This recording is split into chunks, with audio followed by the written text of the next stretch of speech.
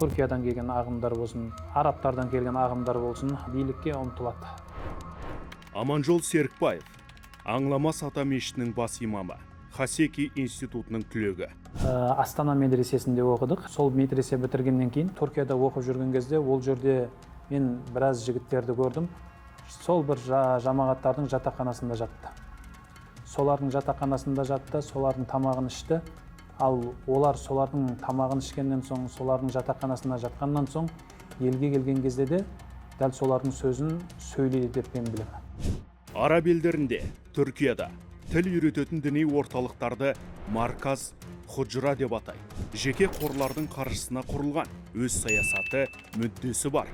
Алпауыттар көп жағдайда бұндай орталықтарды жұмсақ күш ретінде пайдаланады.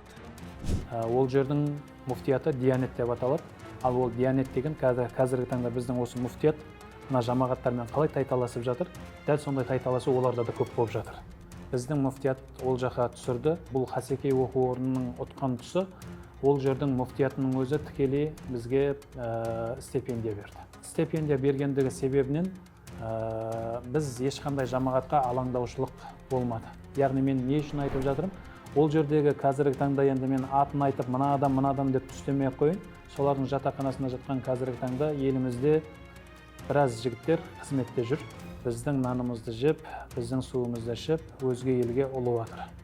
Сол жақтың әнін айтқысы келіп жатыр, сол жақтың күйін күйлегісі келіп жатыр. Біздің елдігіміз, біздің ел таңбамыз, біздің туымыз деген қасиеттер оларда жоқ.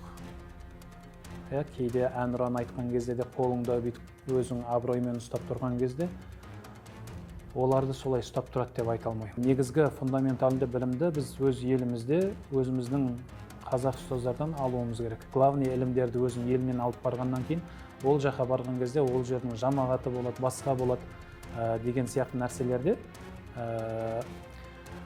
еріп кету деген нәрсе болмайды да.